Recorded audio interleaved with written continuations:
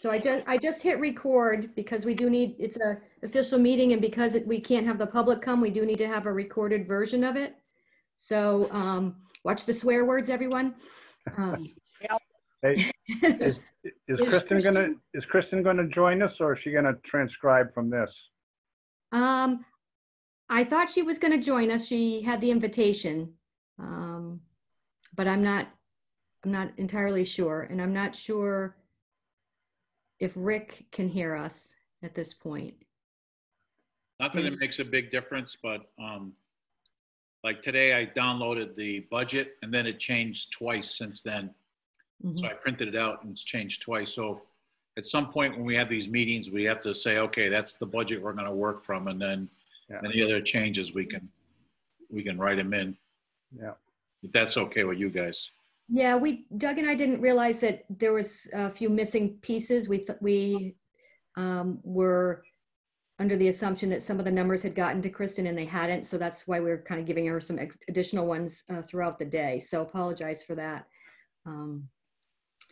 But I think that we should probably get started officially at 6:05 p.m.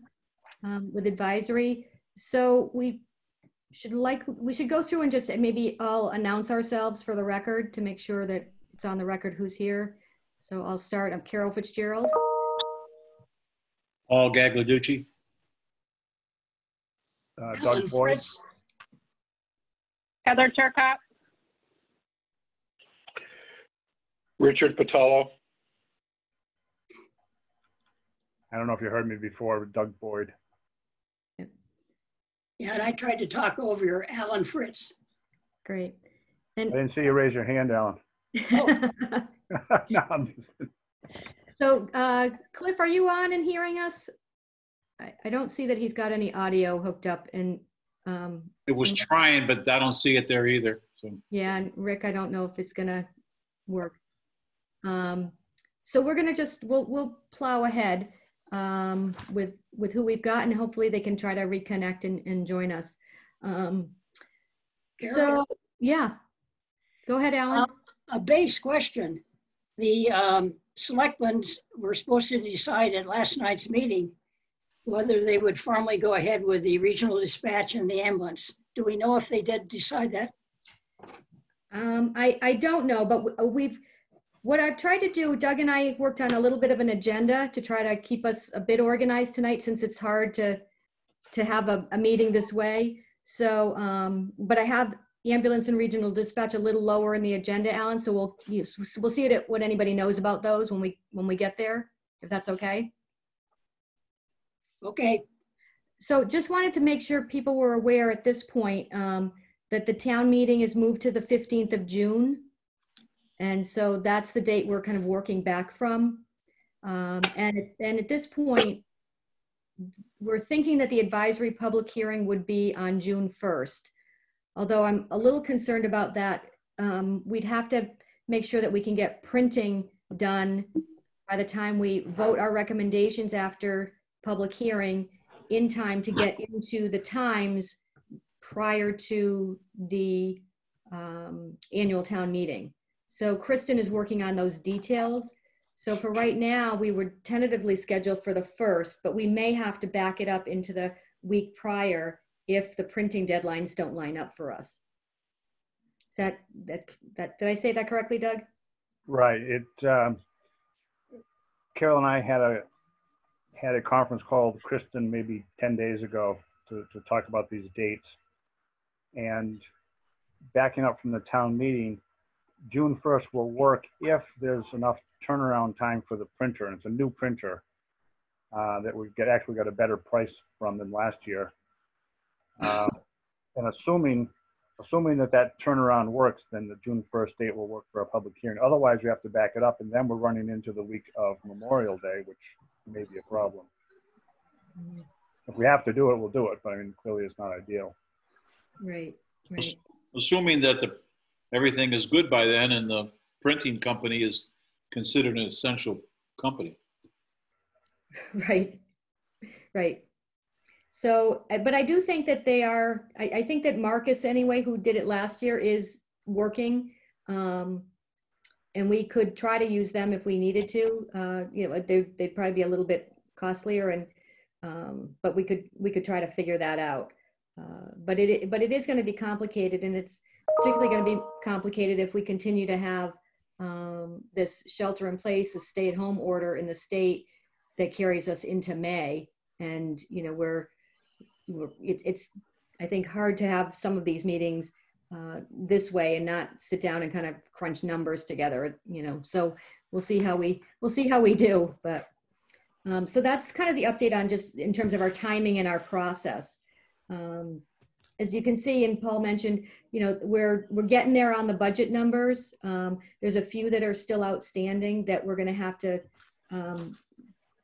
dig a little for, and nothing, you know, critical, but it looks like the highway and superintendent and the payroll didn't get in, and we should have those numbers. We have those budgets. Town report that comes from the selectmen, and then the town accountant. So I think we can get most of those pretty quickly if we need to. Alan, did you have a question? Yeah, can we just go right through the budget that was sent to us and pick up all the items? Isn't that the most easiest way to do that? If we want to go through line, you want to go through line by line, Alan? Yeah, but just the totals. We don't need to do each of the separate ones. Well, like accountant, we don't have anything right now in there. And he did give us one, but then he took it back for some other considerations, did he? Right now, we don't show anything. I think there was a question about the assistant. Mm-hmm. And as a result, I don't think that a budget was actually submitted. But if I recall, Dick, weren't you also waiting to hear on an assistant? No, I put that in my budget. I did what I got to do. I don't know what his deal is. He's got somebody that he's been using that's working out fairly well. Of course, she's on furlough right now, but I don't know why he's holding off. I'm sorry. You hear me in there? Now Oh, we Cliff, can. there you are. I'm asking. Here you- All right.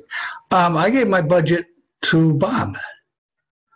Okay. So okay. Kristen emailed me a copy of what she had, but it was a read only. And I wasn't able to fool around with it in terms of entering anything that I knew about. I'm not privy to all of the budget requests because I wasn't able to go to all the meetings. So I don't know how much help I can be on there, other than I can enter in, excuse me, my budget myself from here, if it gets off read only, and you know, make sure you get an email copy of it. Because Yeah, that'd be helpful. yeah, I think the question was going to be about the interim audit, whether we were going to try and do an interim audit. Okay.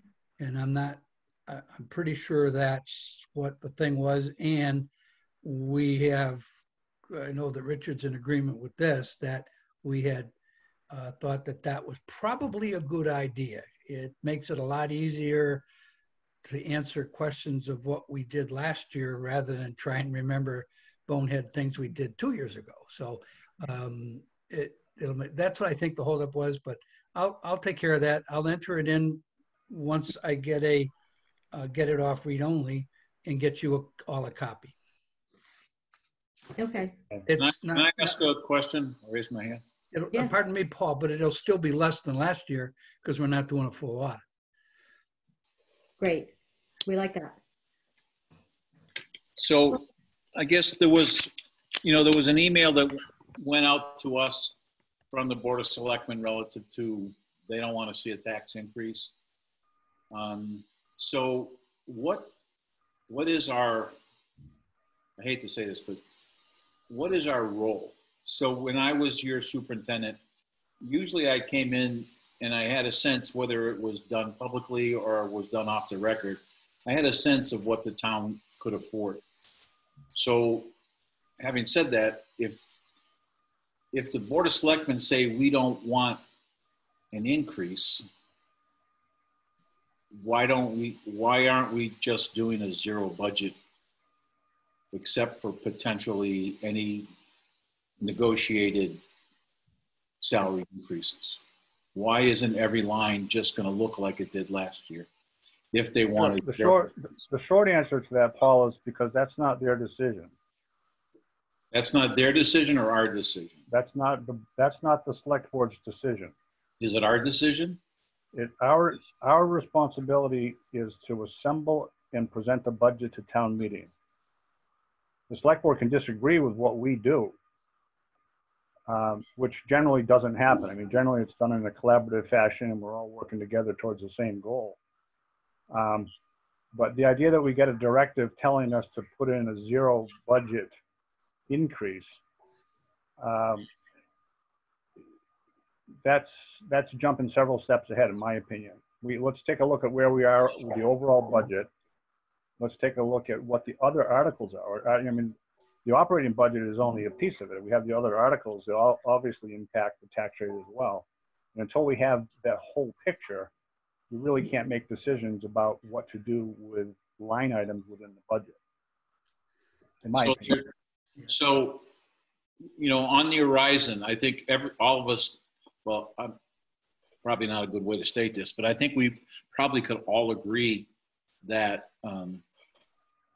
the state revenues are going to fall for the remainder of this year and possibly for the first quarter of next year. So why wouldn't we prepare a budget that takes that into account? Oh, I'm not saying we shouldn't. You know, absolutely, we have to look at what's coming, which is going to be nasty. But that doesn't necessarily translate into a zero budget, zero increase. I mean, it may or may not. Let's take a look at everything we have. Let's take a look at, what these additional articles are going to do to the tax rate. And then there's a determination made as to what, if anything, to fund out of stabilization, what to put off to the fall, and the free cash determinations. And there's a lot of steps in between now and setting the tax rate where there are determinations that have to be made. So basically, we could spend a lot of time on a budget, go to town meeting, and then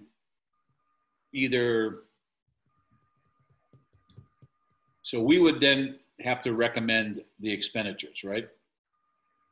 Yes. Okay. And then the town decides whether or not they're going to accept it.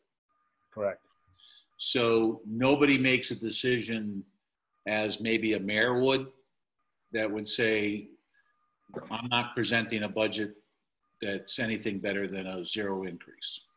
So if I may speak to that, yes.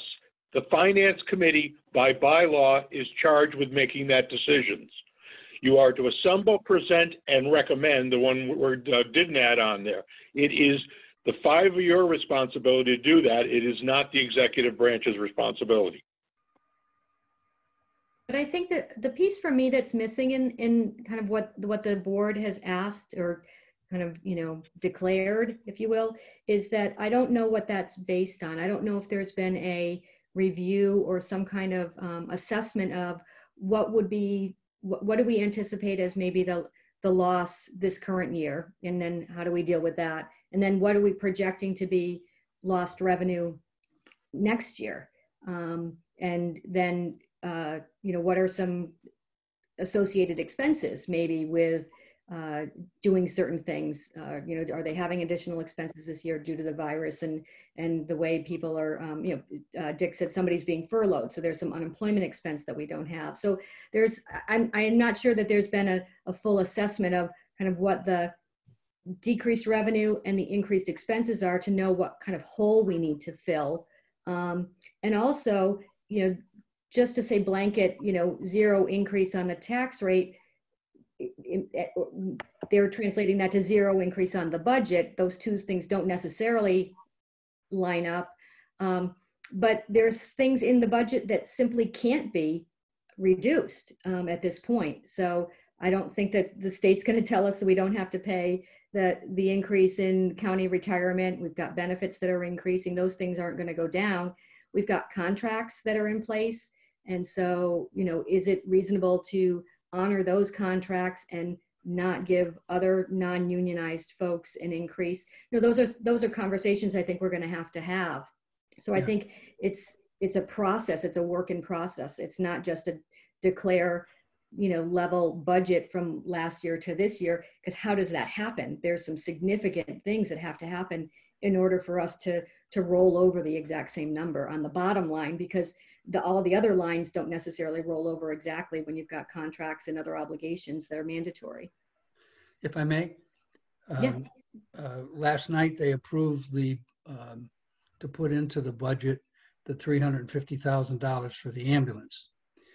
They also spoke about the dispatch, and it seems that there's a linkage there that they want to pay for that by sending the dispatch to the Western Mass thing.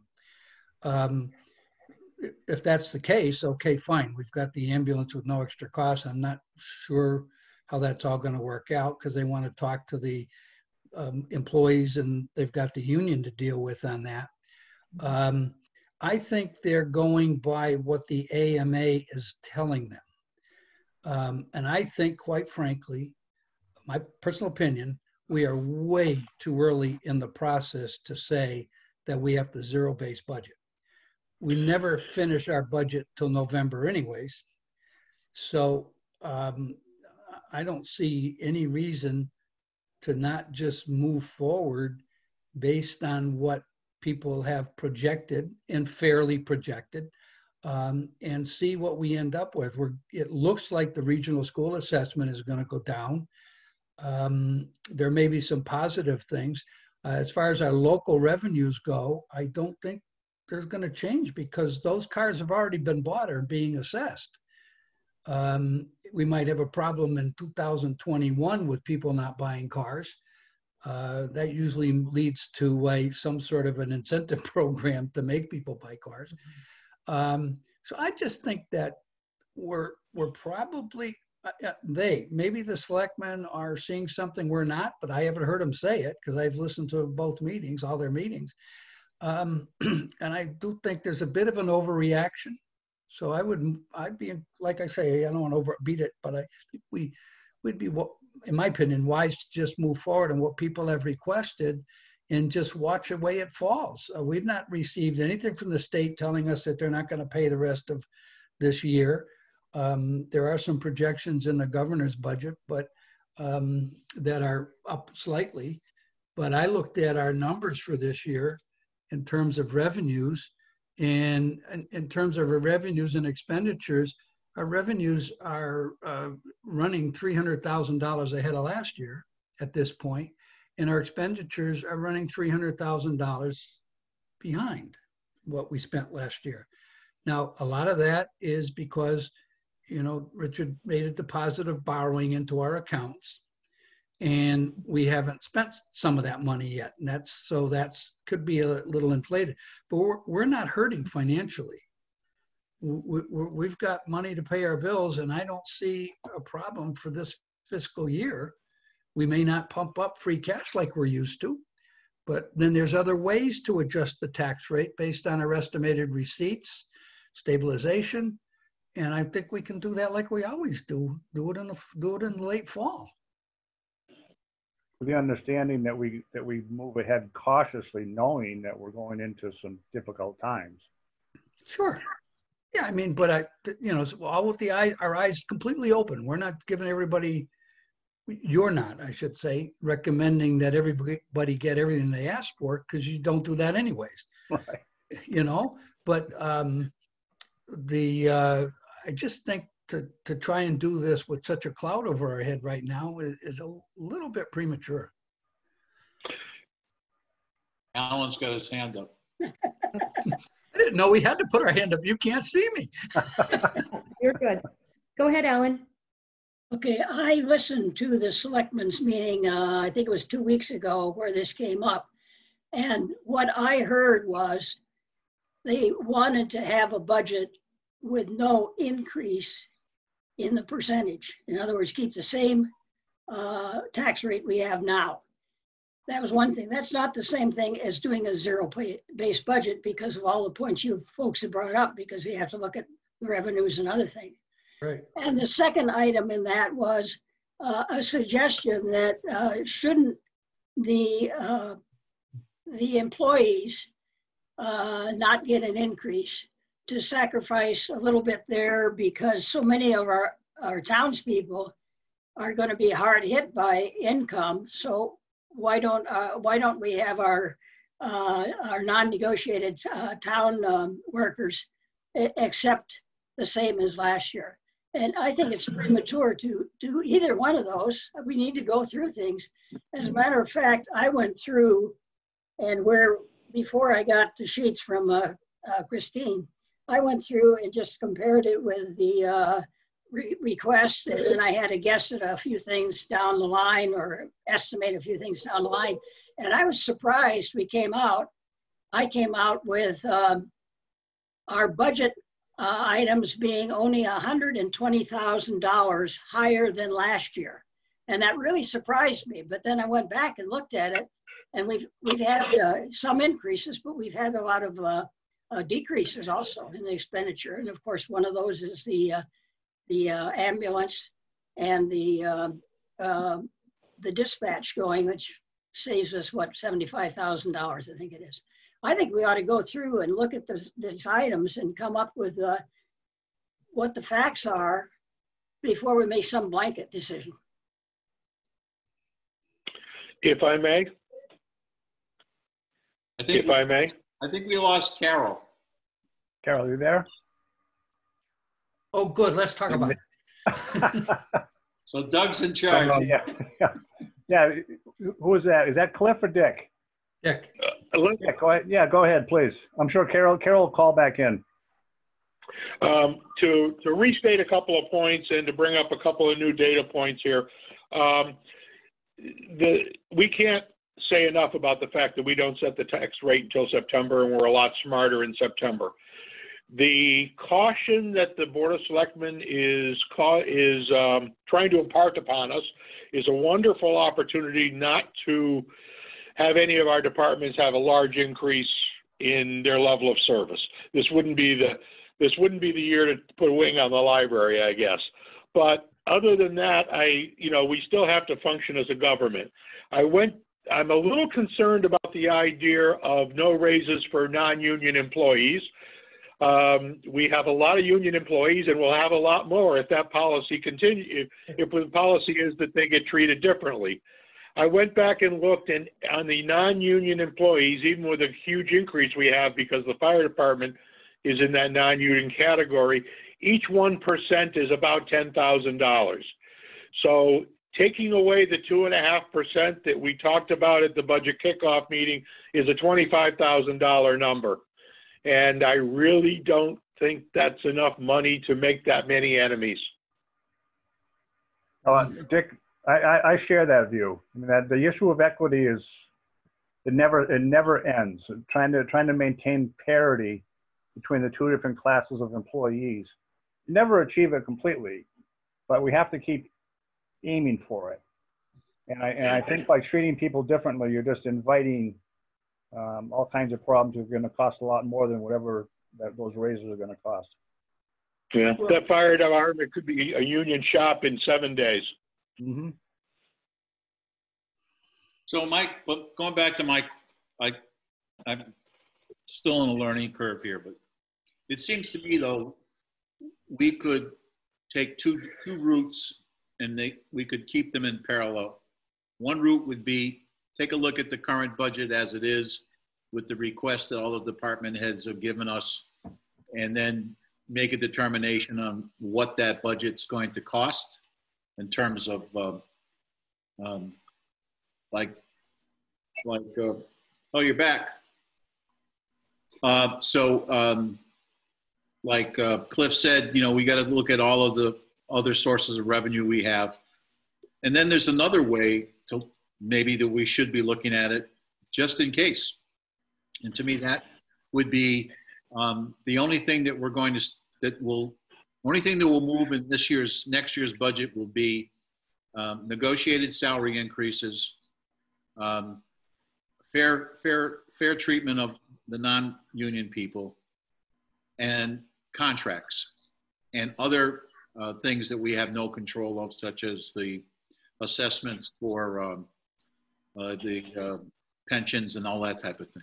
So basically, to me, that is all the line items stay the same. You get the same amount of money you had last year. The only thing that changes is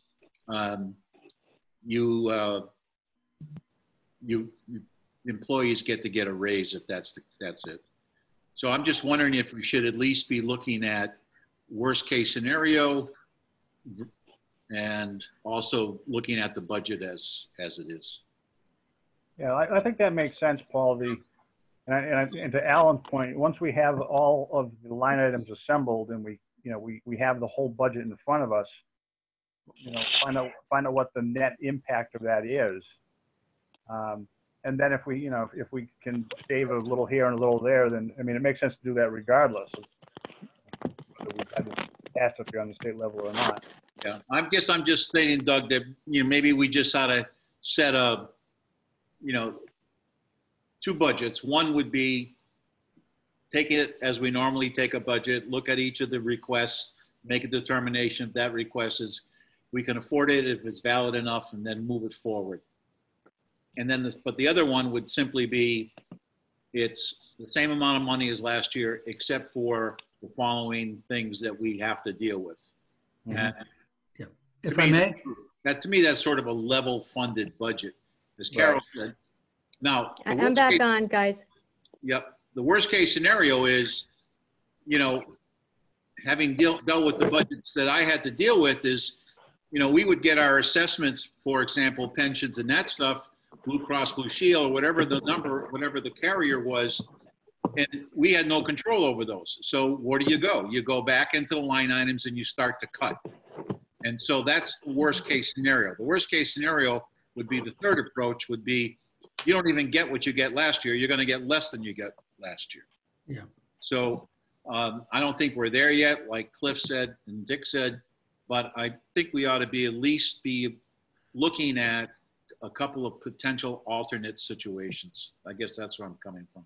Paul, if I may, there was a meeting a couple of months ago that you were at when the selectmen presented their budget, and it just seemed that they continued to request the same things that they had requested right along. I wasn't even going to go there, Cliff. I wasn't even going to go there.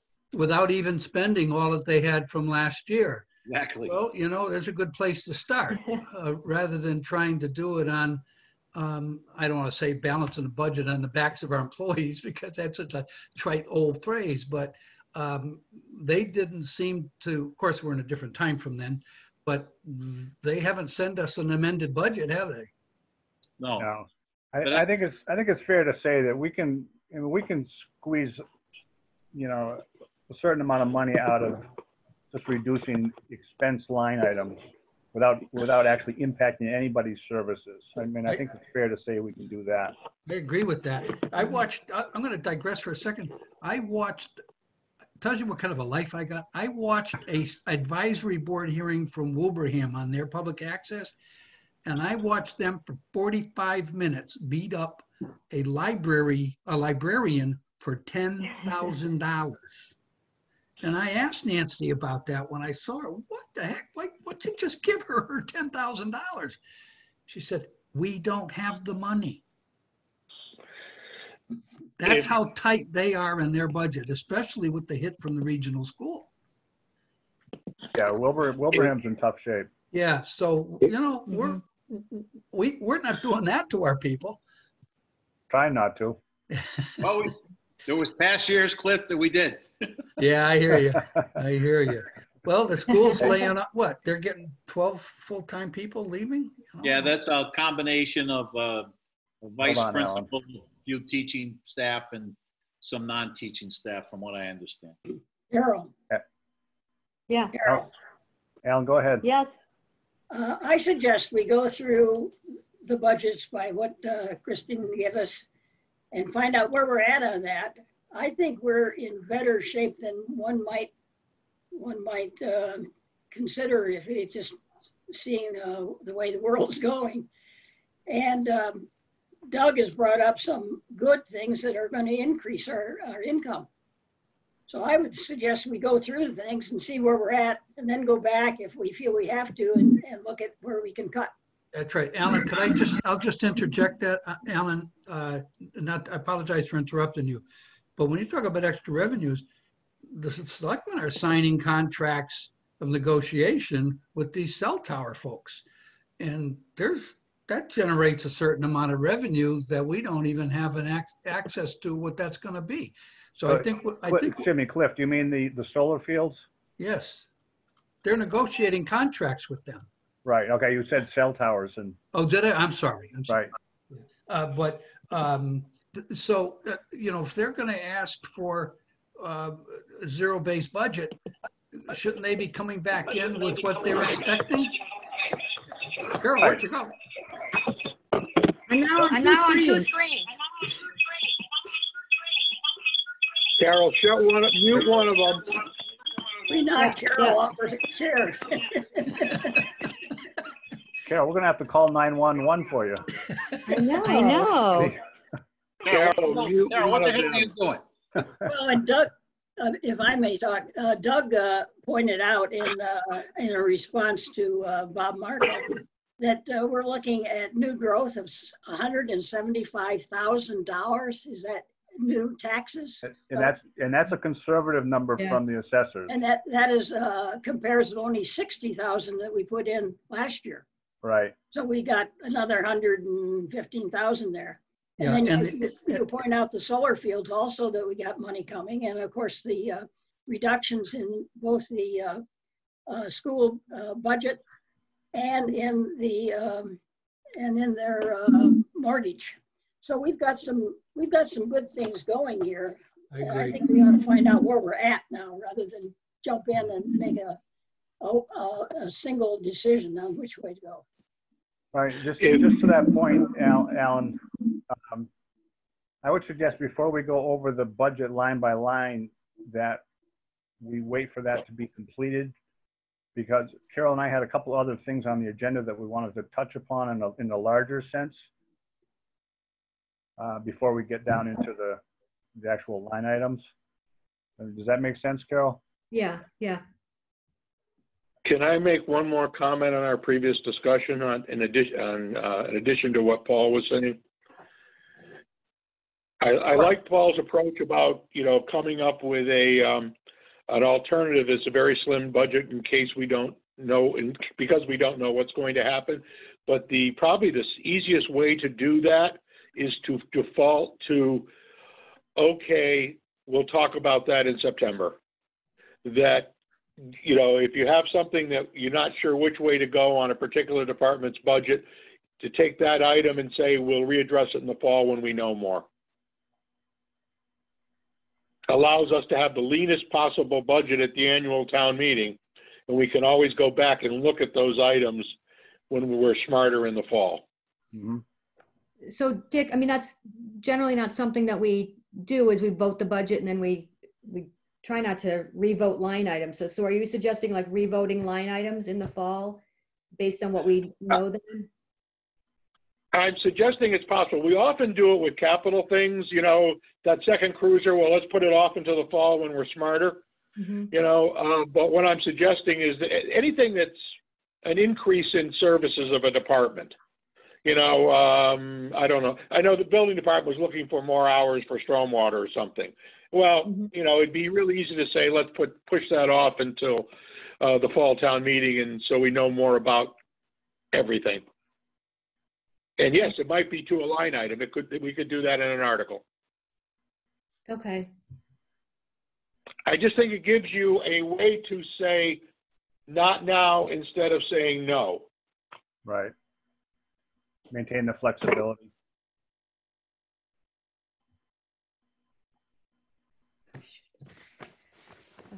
I'm just looking at the list of items that we had roughed out. The ambulance contract was signed. Is that what you said, Cliff? They agreed to the 350,000. I believe they were signing the contract. All right. That was So last. Is that with action? With Yes. action? Yes. Correction, isn't it 333,000? Well, okay. Yeah, whatever the 300,000 was. Yeah. Is I that, just heard 350 all along. So and you there's, might be, you're what's probably that number right. in the budget this year? There's no budget number this year, or is there? That's a total increase, Paul. There's zero in there now. That's a $300,000 increase. Right. Yeah, we're not paying anything right now. So and I heard you say further, Cliff, that their assumption was that they would get that by doing something with the dispatch. Right. Now, apparently they have to do something with there was some discussion about Wilbraham, but I don't think that's going to happen. They have to sign a contract by the middle of May. I'm not exactly sure of the date. So they don't want to miss that. So they decided last night they're doing that. I think Alan can attest to that. But there's definitely in their mind linkage between that and the dispatch, no question. Library, dispatch and ambulance are definitely linked in all their discussions. Go ahead, Alan. Alan? Yeah, I can explain more of that. I think I've dug into this quite a little. The linkage, as I understand it, is as follows. The state is pushing us to do regional dispatch. And our dispatch costs right now amount to $405,000, I believe. If we go to the region, the state, I believe, has committed or said that the first 3 years when you're in regionalization, the state will cover all the costs for dispatch.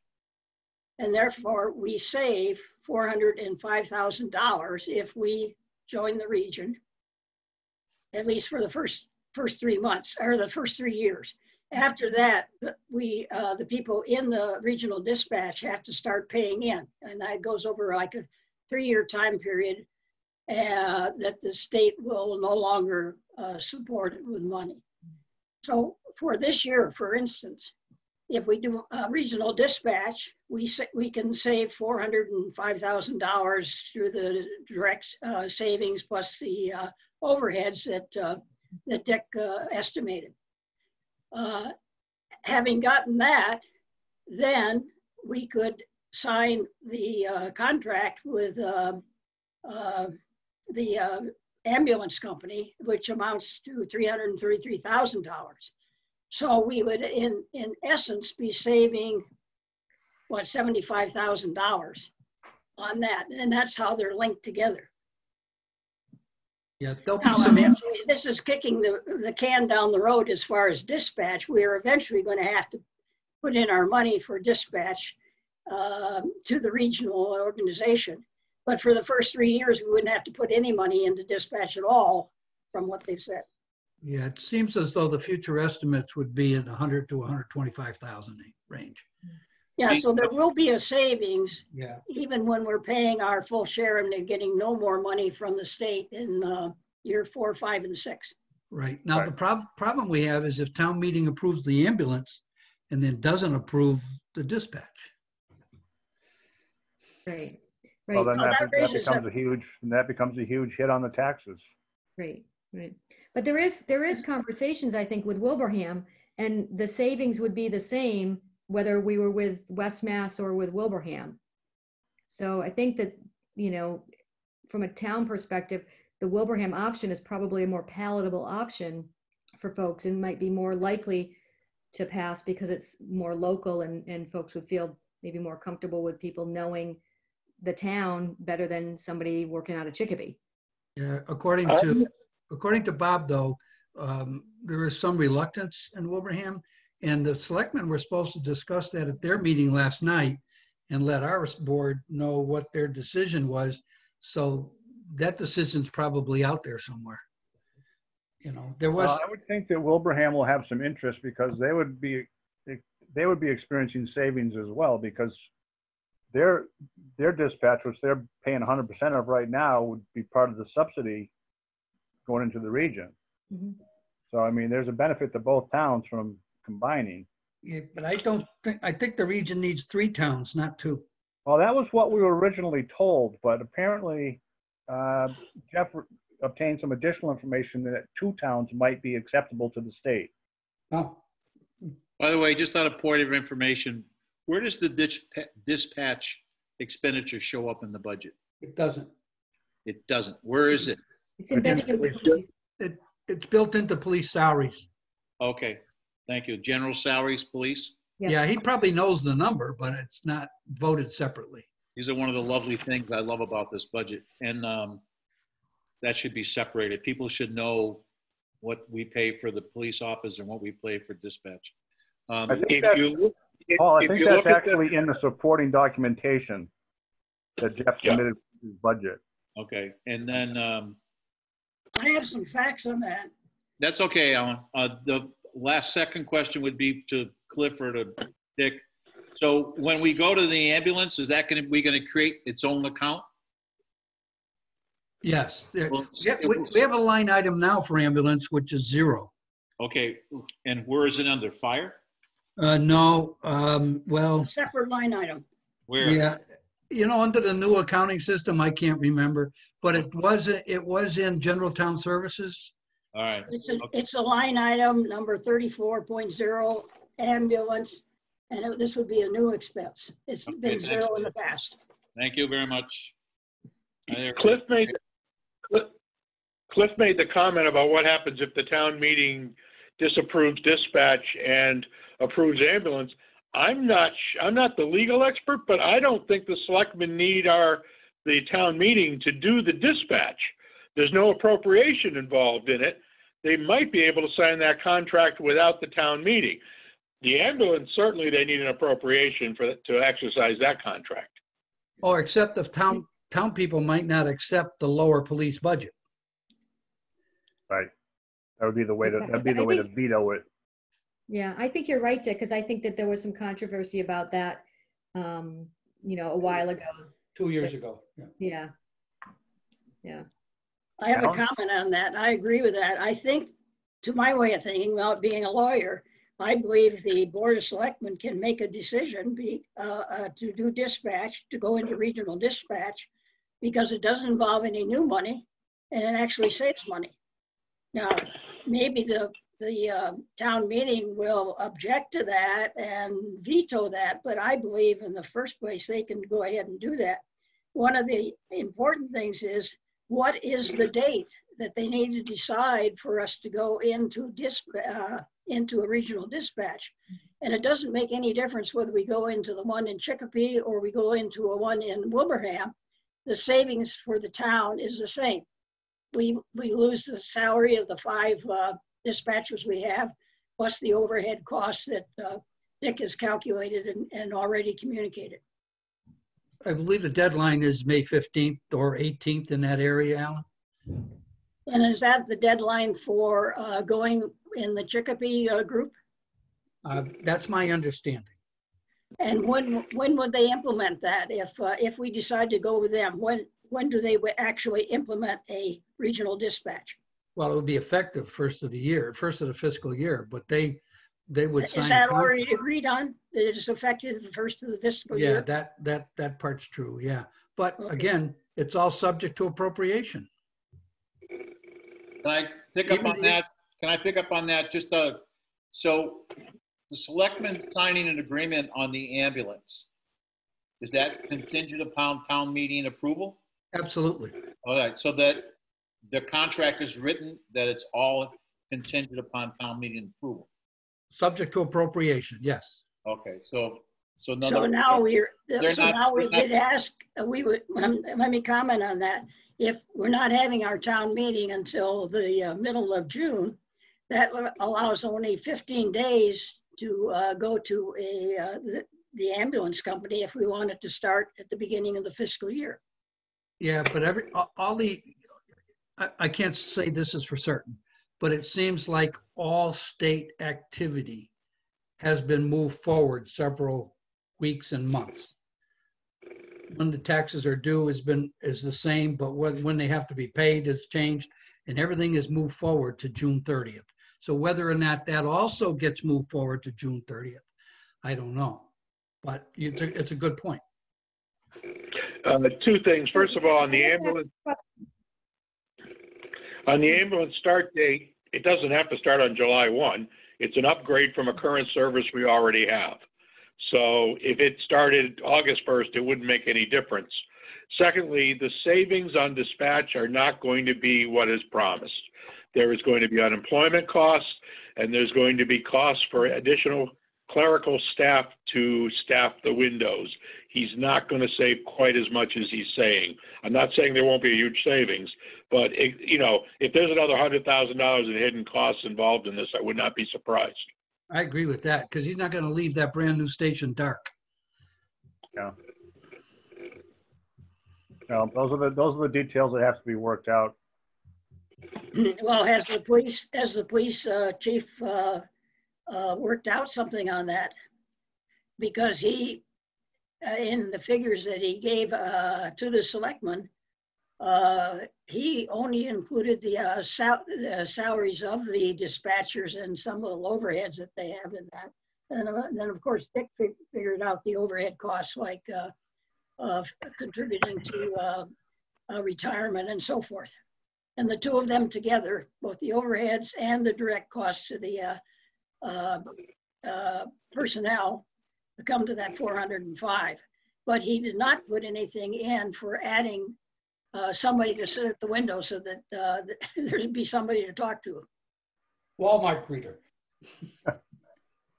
Yeah, the other thing to remember is that there's some of the extra costs, like unemployment, don't come out of his budget. They come out of the employee benefits budget, or wherever Cliff can find the money on a given week. And we don't have, and it's $1 for $1. Whatever an employee receives as a benefit, we pay $1 for $1. Yeah. All right. Well, I think it's fair to say that both ambulance and dispatch are independently important, and yet they've been joined for purposes of consideration. There's obviously a lot of questions that are going to have to be answered between now and the middle of May and town meeting. Just looking at the clock, and in order to try to get through the things that we have to get through, we had both ambulance and regional dispatch as potential other warrant items. Is anybody aware of any other warrant articles that would have dollars associated with them? I am not. Oh, I went through it. I don't think there are any big ones, but there are some that traditionally have some. Let me look at the sheet I looked at. But I think they're minor, like the just school. trying to think from the perspective of trying to keep the tax rate relatively flat. I mean, we obviously have to know what these other potential articles are and what the potential costs are. Yeah. Well, the assessors usually have 2 items in there, and it's a fairly minor cost in past years. And then there's this school resource officer. That's a fairly minor cost. They proposed in Article 14, the highway truck placement, highway truck placement. But Dick, you've already figured out how to finance that, and there wouldn't be any costs in this budget in the annual town meeting this year, would there? What are you looking at, Alan? I'm looking at the draft annual town meeting that was That was a very, very early premature draft, frankly. Oh, Yeah. I didn't see that. Well, the only things I don't know about, he doesn't have anything on dispatch or anything on ambulance. Yeah, that was done probably 2 months ago. Well, are there new items that have come up? And that's just it. I put it out there as much as a question as anything, because if we're looking at trying to, significantly depress the tax rate, we obviously have to know what else is on the table. right. Yeah. All right. Well, that's a question. Carol, I just got a text. Carol got dropped out again, Yeah. trying to come back in. So what else is on the agenda? The coronavirus emergency considerations. Does anybody know of any additional costs that we're facing because of the virus? From what I'm seeing, short term, it's actually saving us a little money. Oh, that's some good news. Our expenditures are down. Yeah, we did get a PVCP grant. Dick, how much was it? 4,500? Oh, yeah, it was. Wasn't that the safe fire thing? No, no. There was another. There was a Pioneer Valley Planning Commission grant. You're right. For You're 45. right. I think it's $4,500. Don't hold me to that. Yeah. Was to be used for whether we have to account for it yet, I don't know, but we do have some money, and I can't see us having an enormous impact on with the 3 months that's left in the fiscal year. Right. And is anybody aware of any additional costs in terms of response costs to this thing? What do you mean? You know, any additional, police or fire costs, or, emergency services, or, medical costs, anything that, Well, if anything, most of our activity level in most departments is lower. So we're not getting as many permit fees, but we're not paying as much of the activity. We're seeing less invoices being paid every week. So yeah, I mean, we got money in the bank. So right now there's no downside. Well, that's Financial for us. That's a pleasant surprise. Yeah, we're not feeling the impact of it in any way as I see it. I can list some, but I don't think it's really big. But our police and our fire department people who respond to a medical emergency need to have better protective clothing and masks and things like that. And more than they do now, I would guess. But I don't think it's a big item. And probably it isn't even available right now. Right. You can't get it, Alan. Well, that saves money. Carol, we were just discussing what if any additional costs the coronavirus was going to impose on the town. Jeff was on the news tonight. He was over at the Big E as they were getting ready for that testing site. Mm-hmm. So I think Jeff would know, if anybody, he would know whether or not there's anything that coming down the pike that we don't know about. So he's probably pretty much aware. I don't know if this testing is free or if we'll get charged for it. I don't know, but that would be the only thing I could think of. I think Alan's got a good point. Whether or not we've got enough, we can get equipment. Maybe through Jeff, there is a way we could get some equipment if we needed it, but I don't know. Well, I mean, I think there's going to be some hidden costs. I mean, that we don't necessarily even know of right now. I mean, even, if Jeff is in his role as the head of the Police Chiefs Association gets pulled away because of things like this, I'm assuming we're paying somebody to cover him, Dick, while he's on these other duties. Is that true? Well, there's an acting chief bonus for whoever's in charge when he's out of town. Actually, as far as the state association, odds are he'll be going to less out of town events. Well, that's true. I just thinking like for emergencies if he's over there, but the unemployment would be, if people are having reduced hours, they can collect unemployment, and if we furloughed anybody, then they can collect unemployment. And that's not, you might have talked about that when I was offline, but that's certainly not a line item we've kind of substantially. So far, the selectmen have supported the decision to pay the normal salary to everyone who is not able to work. Even the 10-hour-a-week library pages are getting their 10 hours a week salary. They thought that was the only fair thing to do. So right now, nobody, when I say furloughed, nobody's not getting paid right now. Okay, all right. The highway department, starting next week or this week, whatever, is going to half the crew on a given week, but I believe they're still going to get paid. Okay. Oh, okay. What else, Doug? I'm just looking here. these other items we've kind of already touched on Yeah. in terms of our approach to the budget. And I think the consensus of the group is to proceed with our budget, put together a conservative operating budget, and actually aim to set the tax rate in the fall as we typically do. Does that sound right? Sounds good to me. But I think to have some things in mind if we do need to make a significant move, you know, in terms of the budget, what are the things that we think we would have to take off the table? And maybe it's the articles, maybe it's, you know. Well, I don't know if this, I mean, I'm looking at the second budget that came.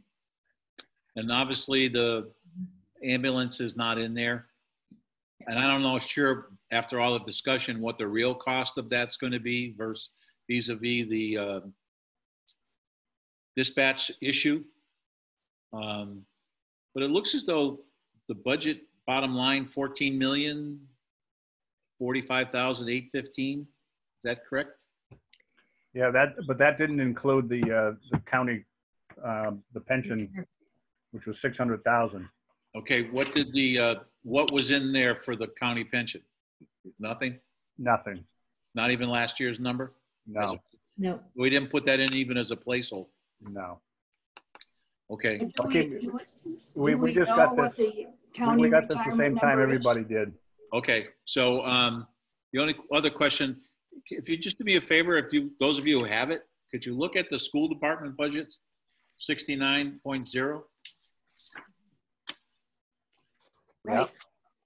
So the first line this year says 7.633 million, and then it says 7.582, but down below, right, it says 7.7. Where does that come from? I think it's just a clerical error. That's a mistake. Yeah. Well, that $100,000 ends up in the 14 million. Right. Yeah. The actual figure is, I recalculated to make sure I had done it correctly. And it was the number that I had. Doug, I did your calculation, and you based it on so much of a saving over the previous year. I did the subtraction, and the 7,582,438 came out right by your calculations. Yeah, I mean, the assessment letter includes the debt, and then it breaks out the operating budget into 3 different categories. We always combine the 3 categories into the one regional district assessment figure. Right. And so you just take the assessment letter, subtract out the 2 school bond figures, and that's the operating assessment number. And that's that. And I was just looking. That's okay. So we don't have an accurate budget right in front of us then. Correct. Okay. But the and in fairness, it doesn't always, we usually, the first cut is not usually perfect. And so there's usually some holes and things we're trying to fill in. You know, and I think some of this, the school thing might be kind of a formula in that total, which is why it looks strange. And I did, Heather, you asked what the, I think that was you who asked what the county retirement number was. No, I'm looking, the budget I have has no highway department superintendent salary or payroll in there. Right. Somewhere else. And why is So that? That's significant. That was 340 last year. Yeah, so Doug and I will work with Kristen on filling in these holes. Like I said at the beginning of the meeting, you know, we had thought that things had gotten to her in a way that we could have a pretty complete look tonight. But we'll work with her on getting all that filled in. Yeah, I think we get it filled in and then take a look at it. Right. I think we're wasting time if we look at it tonight. Yeah, I agree. Agree. Hey, Carol, when you get, go ahead, Alan. Okay. When the highway superintendent presented his budget, he did have those salary numbers in there. I don't know why they're not put in according to what he gave us. Right. No, that's what we're saying is we thought that they would be in there, but they just aren't. So we'll figure that The out. biggest item I think we have in this is county retirement. We don't have Alan, an she's been given that number. That's already been taken care of. Yeah, Oh, okay. we got that This, one. this sheet that you have in front of you is already outdated. Oh, when did new sheets go out? After this? Late this afternoon, something else Oh. came out. Yeah. Okay. Cliff, were you going to ask a question, Cliff? Yeah, when you get all those numbers in, would you add Kristen to ask her to send me what she has? Because she asked me to look at it Yeah. and try and match it up with what I had, but I couldn't even, I couldn't do anything with it because it came in as read only. Okay. So if she could get me that, then I'll take a look at it and maybe just for format, I think she was looking at from me. Okay. Yep. Yeah. Because I think there's she wants to make sure all the accounts are correct and wants you to Right. eyeball all that. And yeah. So if we're going to do this next Monday, is that correct? I think that makes sense. Is that Yeah. everybody? Is that okay with everybody? Oh Yeah. man, let's see. I better check my calendar here. Yeah. So I think we're all going to be stuck at home again next Monday. Hey, this is my 5th hour today on Zoom. Wow. Yeah. It's the new way of life. It's a new way. I interviewed 4 superintendent candidates Ugh. this afternoon. Oh my. Yeah. Just for me, the Wi-Fi is the killer. God. So, Zoom has become a verb. yeah, Yeah. fortunately, we haven't been bombed. No, not yet. Some pretty horrific stories. Yeah. So the only other suggestion I would make, if she could label these like the date or Mhm. something, that would be great. Oh, If she could good do idea. that. Yeah. That Put way, like, draft number, whatever, and the yeah, date. draft 3, draft 4, just some kind of a thing so we're all talking at the same thing. And the only other thing would be to get it, if we could get it by Friday, so at least we'd have the weekend to look at it, that would be great too. Yeah. Okay. And if So something changes by Monday, we can just pencil it in Mhm. instead of having to have her do it all over again. right, because not everybody's going to get to their emails at the same time. Right. Okay. Carol, Yeah. one point on the ambulance. Do the selectmen really realize that they cannot make a contract until we approve it at town meeting? And Well, if Ellen, they the do, contract would be subject to appropriation. okay, are we in danger of getting sued by AMR? Because our contract with AMR ran out quite a long time ago and we're not paying any fixed cost to them at all. Are we in danger of that as a potential problem?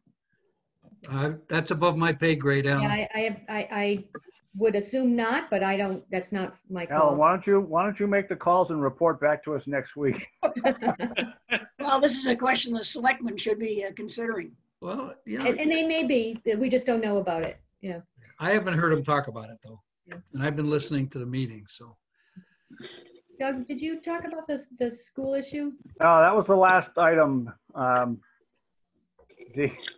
Just so everybody's aware, in the event that you hear any discussion of this, the school committee has taken what I consider to be a very imprudent approach to the budget. What they did is they voted the budget and they sent out the assessment letter, which we received, which resulted in the operating assessment to us being $51,000 less than the current year.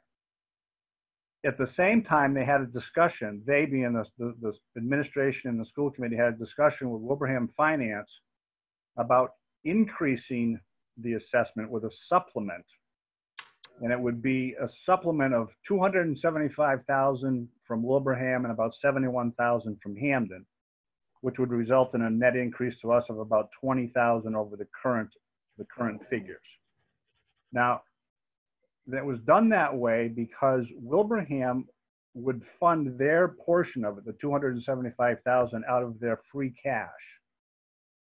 And the school committee, and this is based on a couple of conversations I had, they voted this base budget so that they would have the base budget in the pipeline, if you will, so that the supplemental part of it is not, so the base is not at risk. If the supplemental gets voted down, then they have the base budget to operate the school district on. Very confusing. very, in my opinion, a very indirect and unnecessary approach to it. Nonetheless, that's what they've done.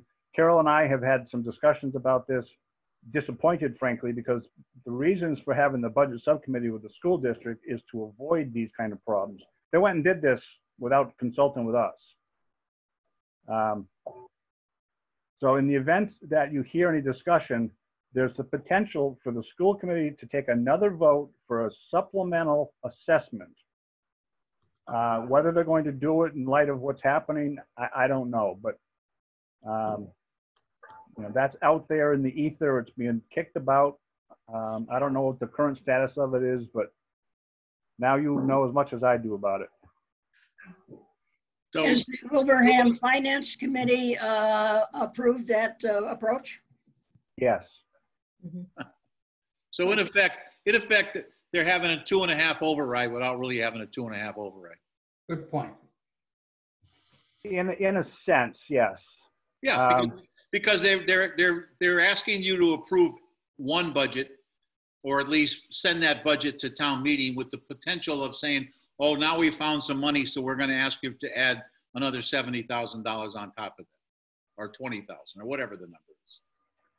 Yeah, and I thought it was imprudent, because if you need X, you ask for X, and you know, in the way it's being presented as a supplemental gives a direct impression that it's extra, it's not necessary, and in this environment, there's no way that's going to be supported. And So, Doug, correct me if I'm wrong, I mean, the approach was purely because of the way Wilbraham needs to finance things. They handle their free cash totally different than we do. So, you know, the school committee, you know, basically knew that Wilbraham had this option outside of their normal budget process. that's my understanding. How does that work? It's a mechanical problem. How does that work? I don't understand. Wilbraham handles their free cash totally differently than we do. Okay, You know, but every year we account for the free cash, and when I say we account for it, we address it. We either spend it on specific articles, or we put it into stabilization, or we reduce the tax rate. We don't leave any money, you know, off to the side. right. Wilbraham does not. They just accumulate their free cash off to the side. They don't account for it in the operating budget. So they have a couple $1 million in their free cash that they then use to fund different specific projects. That's where the source would be of this 275 additional money from Wilbraham, which is fine. They can run their town however they want, but you know, it's not the concern of the school committee how the towns fund the assessment, or at least it shouldn't be. So you guys who have been around a lot longer than I have, I came in 2001, and I inherited a situation where Wilbraham had, I don't even know how it happened, but there was a plan. The former superintendent worked a deal with Wilbraham. They walked into a meeting with Hampden. Hampden was totally unprepared for it. Wilbraham went ahead and spent the money anyways, and Hampden didn't. Remember that? Yep. Anybody Try remember not that? to, but I do. Dick Petullo, you remember that? I remember it. Okay. So here we I are. remember, yes. Here Had we to get are. off of you. We're 20 years later, right in the same stupid thing that we were 20 years ago. And I was the guy who had to figure out how to make everybody happy, because Austin McKeon was in my office every day telling me if I didn't straighten it out, or if I tried to straighten it out, I was going to be tarred and feathered and run out of town. So Well, you're you still here, Paul. you can tell how I feel about what they're doing. Yeah. I mean, either you ask for the money or you don't. Right. I don't care how they're going to pay for it. If Wilbraham can pay for it one way, then ask for the $250,000 now, and let Wilbraham figure out how they're going to pay it. Right, right. Stupid. So are we going to have a separate article for $20,000? I don't know. I don't And know. what happens if we say no and Wilbraham says yes? There you go, Dick. Yeah, that's the question. Yeah, it If creates, in my opinion, it creates an issue where an issue didn't need to be. But And it's a mechanical problem.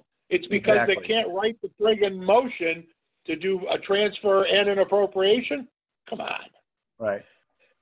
So anyway, we don't have to spend any more time on it. I want everybody to be aware of it because it's out there. You know, whether or not they decide to go forward with it or not remains to be seen, but. Well, shouldn't there be some discussion that says Hampden's not in favor of this? Well, we have two school committee representatives. And how'd they vote on it? I have no idea. Well, the point is that somebody's got to say to them, you can go ahead and do what you want, but if you need the $250,000 more, ask for it in the regular budget, in the first appropriation. End of story. Well, and I think that they didn't need to vote the budget so quickly because they were working off the original town meeting date for the 45 days prior. Am I correct, Doug? That's why they did it in March, and they really didn't even need to do it this quickly. They could have been more thoughtful about how they were going to approach this, you know, the entire amount that they needed, and how could they work with each town to figure out the best way to, you know. I was surprised when I read that because I don't recall having a voted budget when I was superintendent this early. I remember we stretched that out as long as we possibly could. Yeah, I think their deadline was what, the 24th or the 25th of March. Right. Yeah, it was 45 days. You know. Well, you have to submit a budget, but you know that to me there was always an ongoing process that, you know, we would learn about new things, we would make changes. We couldn't, you know, I don't know, we couldn't go higher, but we could find different revenues. We could make things better. It would better the town. If I had to cut more staff, we would cut more staff or whatever. But to do it this way, to me, is just gets us right back. And I just don't, I would not be confident that the people of Hampden are going to say, oh yeah, that's fine. We're going to vote for this after all that's gone on. No, it's going to be it's going to have to be presented in a really, really awkward way that people aren't going to trust. Well, let the school committee present it. Right, exactly. Well, do you have the ability to just put the higher number in the line item if you vote that? You know, Carol and I discussed that, Dick, and because we've never seen it, we don't know. I think it depends on how it comes to us. If they reissue the assessment letter, then it's an assessment. But I don't know that that's good. I don't know that that's how they're going to ask for it in terms of. Well, the worst scenario is the requested is the assessment number, and the recommended is what you think we should be paying you as a committee. Right. So in theory, that recommended could be 20 grand more than the requested. Yeah. I'm not saying that's what you want to do, but mechanically, I think you could. Yeah, you can get up and explain that, Dick. Yeah, and we'll join Paul on that ride out of town.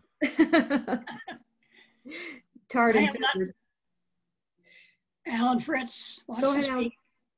A question on our government debt.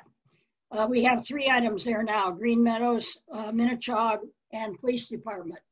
And this is a question for Dick.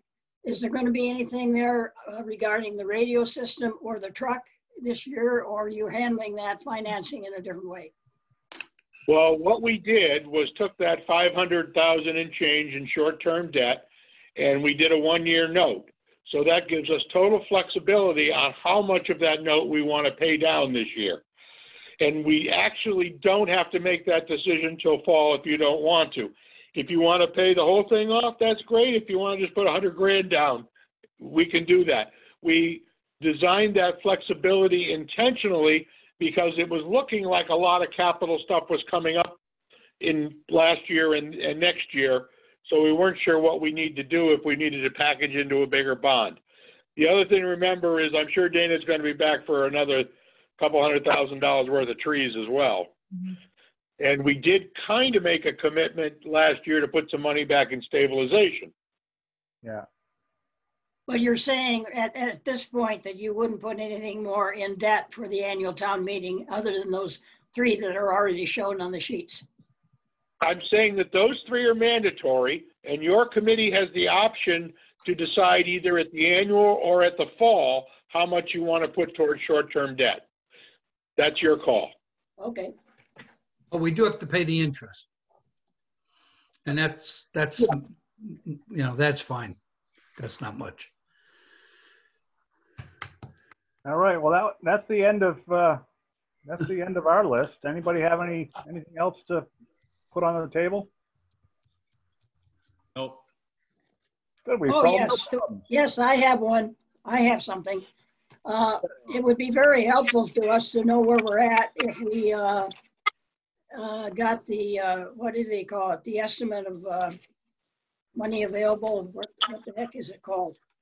The revenue Want the estimate. revenue sheet? Yeah, the revenue estimate usually comes out about this time. Is that being worked on or is it available yet? I No. think that would be a valuable thing to have. Answer to both those questions is no. When can Because I always get asked, what's revenue? And I said, it's 2.5%. Well, are you in a position that you could put out something on that? Oh, I could put out anything, whether it means anything is the question. You know, at this point in time, with 3 months left in the fiscal year, you know, all I could do is go by what we estimated we would take in, which was considerably less than what we did. Mm-hmm. I mean, if you want an estimated revenue, it's the tax rate plus 2.5%.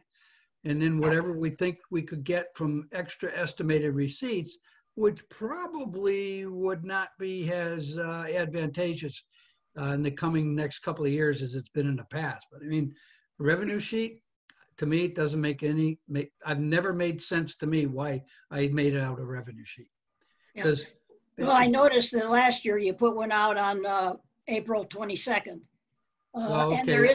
there is one thing in here that Doug has identified that growth is, which was last year only 60,000.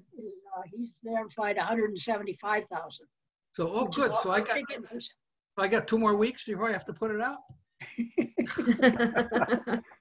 I'll Yeah, work Cliff, on it. Cliff, I don't know if you got the word. Yeah. Cliff, I don't know if you got the word that the assessors came back to us with a new growth number of 175. That's That nice. surprises me. What is that attributed to? And that's on the low side. Yeah, I would guess that's on the low side. And it's most of it, the bulk of it comes from the solar field over on Mill Road. Right. That even though the construction was completed, because it hadn't actually been turned on, it hadn't become operational. It wasn't yet. They couldn't tax it yet. But I guess the switch was flipped. It's on now, and so it's now on the rate. Wow. I'd kind of like to know what they're projecting for revenues from the Amoresco project over by the landfill. Yeah. Or the transfer station, I'm sorry. Yeah, I don't know. Over the years, I've heard numbers that are so widely varying that I wouldn't even want to use an estimate. I hear you. You Well, put out, Doug, you put out $60,000 to $80,000 for that in that. Yeah, memo. no, that's on the low end of the numbers I've heard. Yeah. Yeah, I'll make up something for next week, and that's what it'll be, a makeup of something for next week. Perfect. Well, that 175,000 new tax revenue from growth represents $8 million if you assume $20 per 1,000. That's a heck of a lot of money. And it surprises me. I don't think we have that many houses built. Is this mainly come from just those solar farms? Yeah, and I don't know whether the one up Ames Road is online or not. I don't think it is. I think if you look at our extraordinary growth in the revenue growth in the past few years, it's all come from energy sources. Absolutely. Mm-hmm. Yeah. So, no, seriously, I'll come up with a projection for next year. So, and then I can adjust it up or down based on what you guys want. Great. Thanks, Cliff. All right. Okay, All right. So I'll make a motion to adjourn the meeting. Thank you. Second, I'll third, and second. fourth. Will there be another invitation for next week, Carol? Yes. Okay. I'll send another one out. Okay. Great. And thank Thanks, we everybody. want you and Petullo to be online so you can raise your hand like the rest of us. I don't want to have to shave. Oh, geez. I was going to say, if they use that, I'll have to put a shirt on. Oh, God. All right, just audio for you two. All right. Well, I have some good news. If you look over my shoulder here, can people have a big enough view so they can see what this is? This Yeah. picture? Yeah. Keukenhof. If you ever go to Netherlands, go see this garden, the most beautiful flower garden you've ever seen. You know, Netherlands had a lot of bulb growers, and they put on this beautiful thing every year. So that'll pick up your spirits for How tonight. about that? Thank All you right. for that. Thank you. All right. Hey, Okay, All right. thank you. All right. Bye, guys. Thanks, Take everybody. Bye. Have a good take care, night.